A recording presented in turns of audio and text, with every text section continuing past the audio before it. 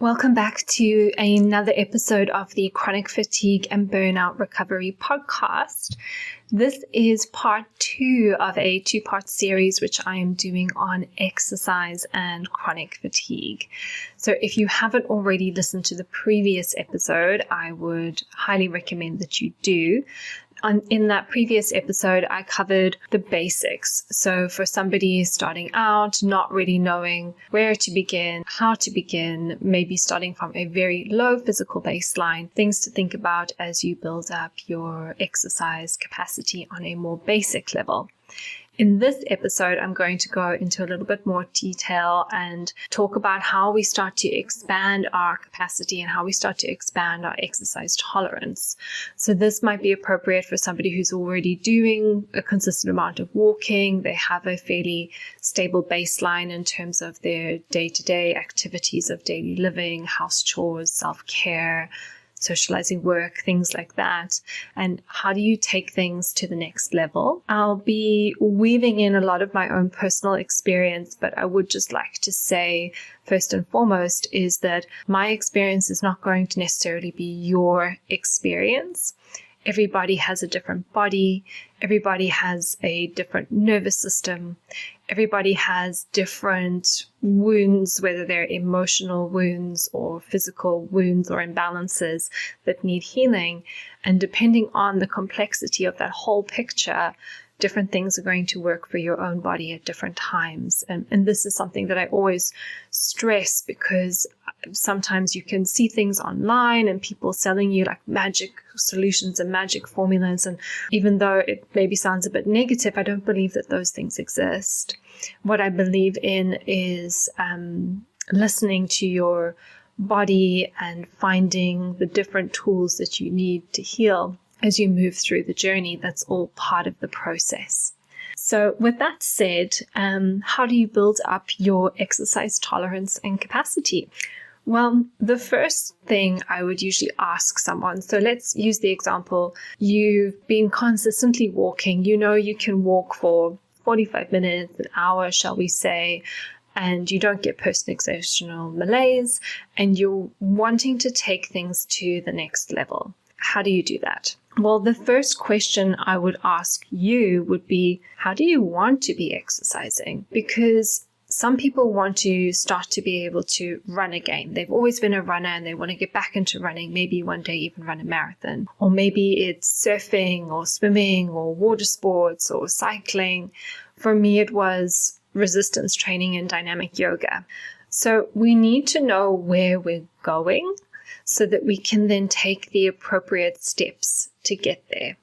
So the first question for you to reflect on is, if I see myself fully healthy, fully well, going about my everyday life, what type of exercise routine do I have? What do I see myself doing? And then you can extrapolate backwards from there to work out what the steps are. So as I said, my goal was to do weightlifting and dynamic yoga. Those were things that were a big part of my life before I became unwell, and therefore they were things I wanted back. So it would make sense then that I started to extrapolate backwards and think about how I could build that up. So the first step I thought was, well, I want to be able to do dynamic yoga. And that dynamic yoga is probably a stepping stone towards then more body weight resistance training and then weight resistance training. So what if I start with a less dynamic yoga practice or a shorter dynamic yoga practice? And that meant that I actually started using specific examples here. I started using an online platform, Movement for Modern Life. It's a fantastic online yoga platform. I've been a member of theirs for years. So I already had the membership, and I was using it for restorative practices and things like that anyway. So then I started some very, very gentle Qigong style yoga flows. And I started literally with like 10 minutes. Unfortunately, they have all the videos. So all the videos are listed in terms of duration and then intensity. So I just started doing like 10 minutes, then 20 minutes, and then so on and so on, and then eventually moving gently into more dynamic practices. And then from that point, then I started to do some body weight resistance training, and then very light resistance training, and then heavier and heavier and heavier resistance training. So those were my stepping stones. But I got to that place from, first of all, knowing where I was going, and then working backwards, just taking the first step without a timeline in mind, without saying, oh, I want to be deadlifting my body weight in 6 months' time. If I had said that, I would have failed, because that didn't happen. And it still hasn't happened, basically because I'm not deadlifting yet. But it's just being unattached to the time frame, because we can only move as fast as the slowest part, but just focus on taking the next step. And that's all you need to do. The other thing you want to think of is, what is your past experience of this movement or of this exercise? Maybe before you became unwell, you were a runner, and something has shifted in your chronic fatigue experience, and you're like, I don't ever want to run again, but I've always wanted to surf. And so then moving from one discipline that your body knows and remembers to a new discipline, which maybe your body has no conscious memory of, might be good in some ways, might be bad in some ways, or more challenging, shall I say, in some ways. It could be good if there are some negative associations with running. Maybe in the past you were a runner, you had a tendency to push yourself too hard, you had a tendency to overtrain, and therefore running is coupled with a lot of distress. And therefore, this is also not to say that just because running was coupled with a lot of distress in the past, doesn't mean that running is now has to be coupled with distress in the future. We can uncouple distress in the body from the running. That's part of what I do in the somatic work, is uncouple things that have become overcoupled. But that's like an extra piece that would maybe need to be done in this exercise journey. So if running had a lot of distress associated with it in the past, and now you're trying something completely new, there could also be distress associated with trying something completely new. But let's say there's not, then it's like you're starting with this fresh, clean slate. There's just, only joy associated with this new thing. That could actually be really beneficial. On the flip side, the body has muscle memory. And I think one of the reasons I was able to increase my strength and muscle mass so quickly was because my body just remembered what it had done for years and years and years. And I could sort of ride the wave of the stored memory in my body. And that was very beneficial, potentially. And so if you're learning something completely new, that might take a little bit more time. And that's okay.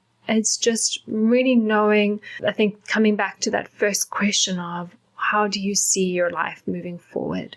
When you visualize yourself fully healthy and fully well, what are you doing? What brings you joy, happiness, and aliveness? And, pursue that thing. Just bear in mind the extra challenges and extra benefits that might come along the way. The next thing to think about is, how long have you been deconditioned? So maybe you were bedbound for 5 years and now you're finally walking again. Or maybe you were only sick for like 6 months and now you're walking again. Those two situations are very, very different, because the person who was maybe strong and fit and healthy, then deconditioned for 6 months and has been building up their walking, is going to be in a very different place physically than somebody who was maybe never very fit and healthy, then was bedbound for 5 years and now has only just built up the strength to walk. The amount of muscle mass, the muscle memory in the body, the innate sense of strength and the neural connections that activate the muscles are going to be very different in those two pictures. So depending on how deconditioned someone is, they may need to start extra slow. And this might mean going to see a physio so we can build up the strength in the small muscles, the stabilizing muscles, so that our body can be really well stabilized as we move into more dynamic and physically challenging things. Maybe you don't need to see a physio, but maybe some Pilates could be really good to build up those deep core stabilizing muscles. And from that place, you can progress. So in my own journey, I did a little bit of Pilates as well. I did feel that the Qigong style yoga kind of did tick the box of that slow, gentle conditioning. But I also did Pilates work to stabilize my core, to work on activating my glutes, all those muscles that generally, even in healthy, fit people, can be a little bit weak. Doing some work around really stabilizing the body before we start to become more dynamic, or we start to lift heavier weights or move more explosively, can be really helpful. And that's kind of what you maybe would have heard me say about most things. We need to stabilize the nervous system. We need to stabilize the blood sugar. So all good things are built from a place of stability, and therefore doing some core conditioning, some physiotherapy, some Pilates work as you're getting moving again can be really beneficial. So then the next question is, what other commitments do you have? And I touched on this a bit in the previous episode, which is, we have a bucket, and the bucket can only hold so much. And if we've got lots of different things that we're trying to hold in our bucket, eventually it's going to overflow. Something's got to give. So if we're trying to build up our exercise capacity, that's one thing in the bucket. If we're still working on our healing and doing a complex gut protocol or detoxification protocol, that's another thing in the bucket. If we're working on childhood trauma and digging up deep emotional wounds, that's another thing in the bucket. If we're going back to work, if we're taking on more responsibility at work, if we're doing more socializing, if we have big things going on in our lives, moving home, maybe looking after a sick loved one, or perhaps there's been a loss in the family. All of these things are things in our buckets. And thinking about progressing your exercise where you've got lots of other things occupying space in your bucket might not make a lot of sense and might be setting you up for failure. So it's a really good question to ask, is now the right time to be building your exercise capacity? And, you'll hear people say there is never it's never the right time. Sometimes you just have to go for it. And I do agree with that, but sometimes are better than others. So in my own journey, I was walking successfully. I could walk or hike like an hour and a half up to 3 hours, depending on the conditions, depending on the day, where I was in my cycle, how I was feeling. But I really struggled to do anything that was strength or resistance based or more dynamic, like a front crawl swim versus a very slow breaststroke swim. And so then I discovered I had the mold mycotoxins. I started a detox protocol. And fortunately at that stage, I'd done a lot of the work already. I was supporting my nervous system. I had worked on my digestive health. I had my blood sugar sorted. My sleep was sorted. I was in a routine, with work, with home, no major stresses going on. Literally, the only thing I had to focus on was my detox protocol and my exercise capacity. So I chose that time. And the two kind of went hand in hand, because a month after starting the detoxification protocol, which was just really regular trips to the sauna and then taking binders, I generally was starting to feel a little bit better. So it was intuitive to put that extra energy that I was getting into doing a little bit more physical activity. And that's when I started to add in the body weight resistance training. And it started really, really small, just doing, I can't even remember, I think I must have it written down somewhere, but just doing body weight exercise, resting 2 minutes between each set, making sure my heart rate came right down between sets, and just doing like a set of lower body, a set of upper body, and then very gently from there building up. So that brings me to the next thing, which is, what does your body actually tolerate? Because I knew my body could tolerate walking, but I really wanted to be able to do the resistance training. And so initially my body could tolerate the Qigong yoga. And so that was something that I could add in. But I knew if I had gone straight into the weightlifting, my body wasn't going to tolerate that. I knew if I'd gone straight into dynamic swimming, my body was going to tolerate that. So I had to guide myself towards what I wanted to do by listening and testing as well through trial and error what my body would tolerate. And then actually as my mycotoxin load decreased, what my body could tolerate expanded, and then I was able to introduce more things. And so here I would say as well is this is where we kind of want to break away from that, do the same thing each day consistently, because that didn't work for me. When I first started doing the resistance training, I maintained my walking, and then I was just adding in one set of lower body work, one set of upper body work. And I don't know if I did that every day or every other day, but then eventually I made those workouts a little bit bigger. So then it was 2 sets of each. And then it was, 3 exercises, 2 sets of each. And then it was 4 exercises, 2 sets of each. And then it was 4 exercises, 3 sets of each. So I was very, very gradually building up how many reps and how many sets I was doing of the different exercises. And then eventually over time where I had 2 minutes rest in between exercises, then it was 90 seconds rest, and then it was 75 seconds rest, and then it was 60 seconds rest. But that was over a course of months. So months building up the amount of reps, building up the amount of sets, reducing the rest breaks, and then eventually going back to the gym. But as I was starting to do more in a workout, it meant that I wasn't doing that workout every day. It meant that I would do that workout maybe 3 times a week with days in between where I just walked. And on the days I was doing a workout, I was reducing my step count. And then later on, as my capacity grew, instead of reducing my step count, then I tried to do the same workout but do more steps on a day. So there were all these little variables that I was changing just strategically, one small step at a time, so that over time across the course of a week, not necessarily the course of a day, across the course of a week, on average, I was doing more steps. And across the course of a week, I was shifting more weight in terms of reps and sets of different exercises. And then I was also reducing the rest break between sets and reps of exercises so that in a shorter space of time in a workout, I was getting more work done. So that was essentially my approach.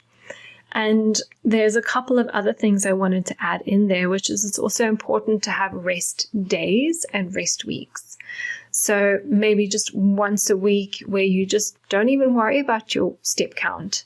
And I really like yin yoga for recovery, and actually do little bits of yin yoga every day, even if it's just 15 minutes or 20 minutes. I do yin most days, but maybe have a day when I would just do a nice long hour-long yin yoga practice. I'd maybe just walk down to the beach, which is like 1,500 steps, have a little swim in the ocean, not an exercise swim, but just a nice gentle float around in the ocean, walk back another 1,500 steps, and that would be my rest day versus, doing a proper swim, doing 10,000 steps, doing a workout.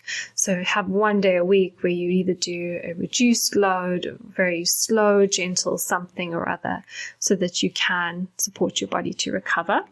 And then also use self-monitoring. So with my workouts, I write down everything. So I have a little notebook, and it's a shame I don't actually have it here with me as I'm recording, because it would be interesting to look back and see exactly what I was doing. But I would write down, okay, lunges. What weight did I use for the lunges? Okay, 2 5-kilo dumbbells. How many reps did I do for the first set? 12 reps. How much rest break did I have? 2 minutes. How many reps did I do for the second set? 12 reps. How much rest break did I have? 2 minutes. And so I'd write everything down.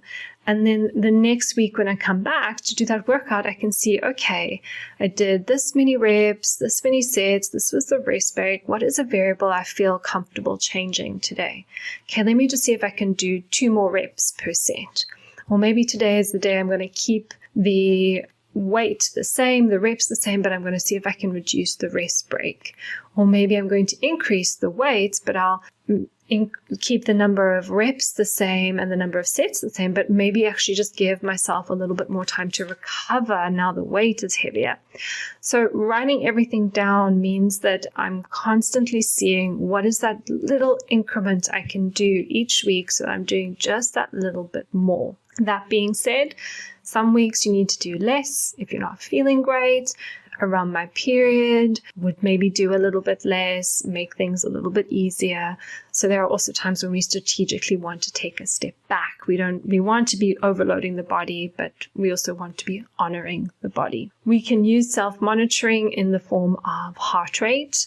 So I would use a Garmin heart rate monitor when I did my workouts, and when I was working out at home, I don't tend to do this now that I'm in the gym because it's a bit weird, but I would do a exercise, and then I would lie down on my back.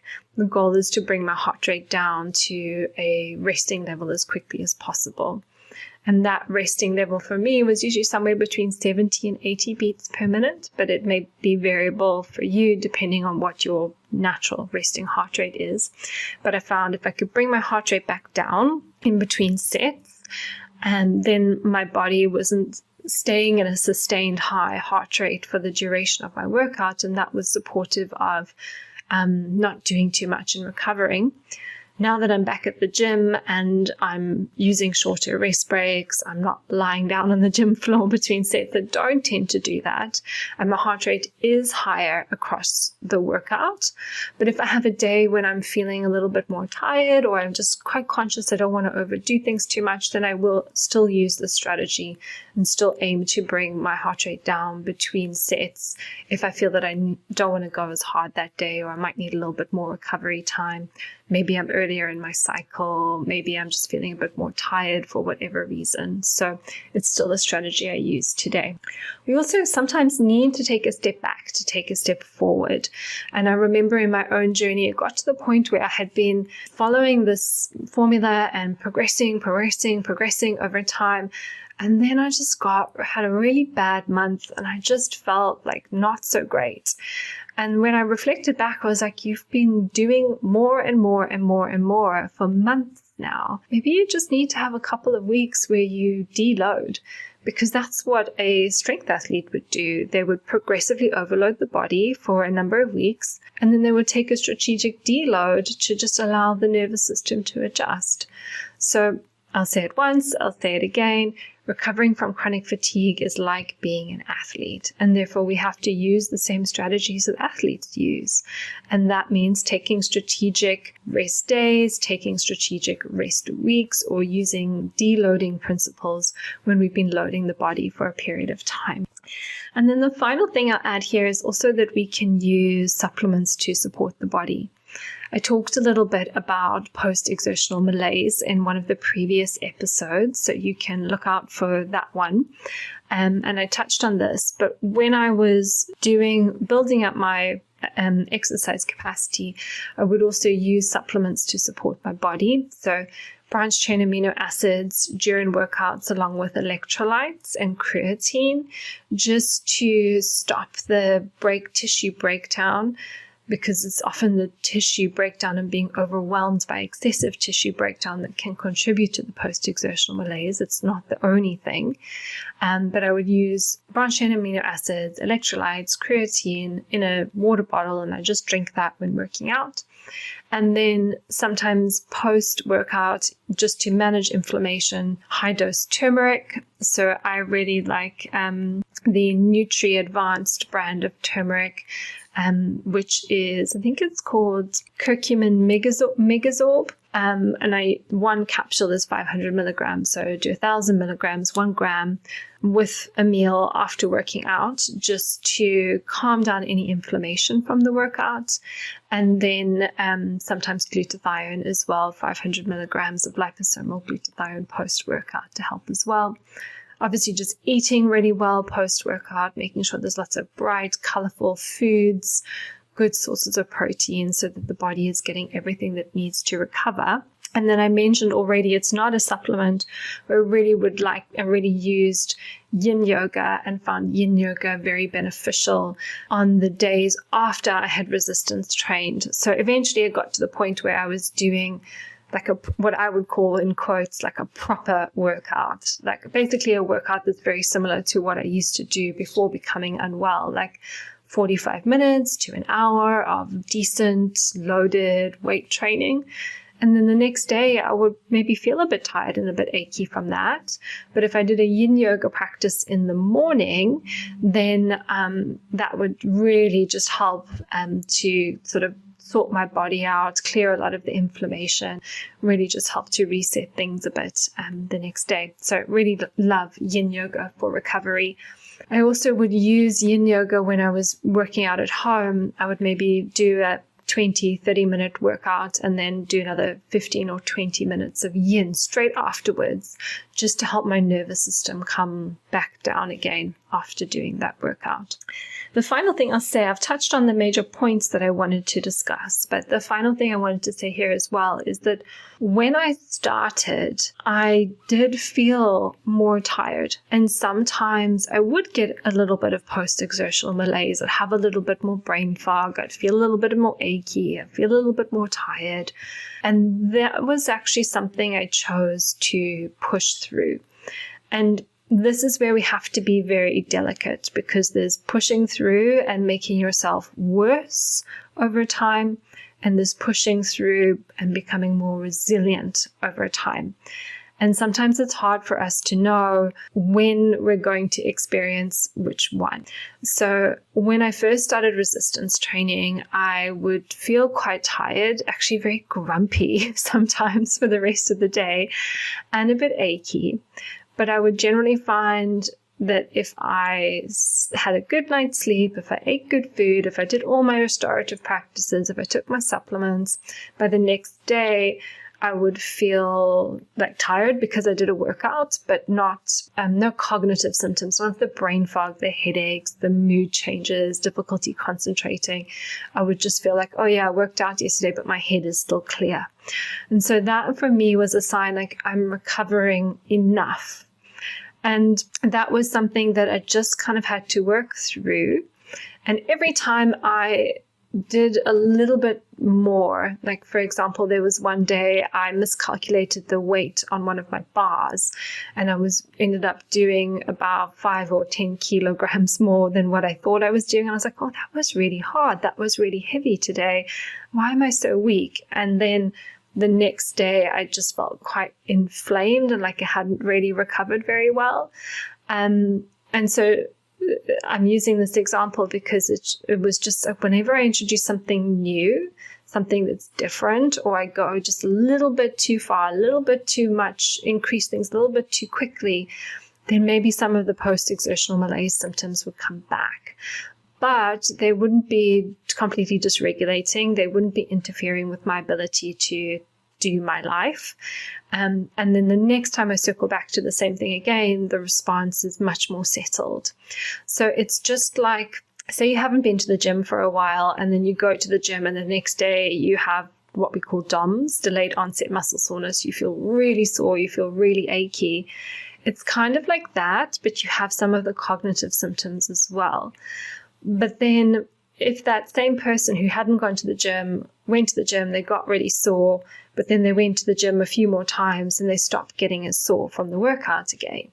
So it's the same in this case, is that initially sometimes you trigger some mild symptoms, but they feel manageable, but then you stay consistent, you keep doing what you're doing, and eventually doing the same thing no longer triggers you. And so there was this kind of like sticky bit that I chose to navigate my way and just push through, and it worked out. But I'm not in your body. I don't know what you're experiencing. I'm not suggesting that everybody needs to push through. What I am suggesting is that you learn your body, and also you don't let things stress you out too much. Because I think for me, for the most part, I could keep quite a cool head about what I was experiencing. I was like, yeah, I did a lot yesterday. I probably did too much. That's probably why I feel like this. But I'm sure next time it won't be so bad. And I could just kind of be quite rational about it. And then I didn't get sucked into the anxiety and dysregulation of my symptoms. But some people can get very anxious about their symptoms, and they get pulled into what I call the trauma vortex of the symptoms, which means they start spiraling and dysregulating themselves, obsessing and worrying about their symptoms. That's not helpful. And if that's happening to you, then I would suggest learning nervous system tools first. So join the Nurturing Resilience program, and then you could go back into working on building up your exercising capacity. So I feel like that is a good time to wrap up this episode. I felt like there was so much I wanted to say about my own journey, and I probably missed out many things, but hopefully you just got a sense of how I approached it. And then also just to expect that it's not going to be perfectly plain sailing, and sometimes you will overshoot the mark. You won't feel so great, but if you can recover and bounce back pretty quickly, you can still maintain the momentum and move forward.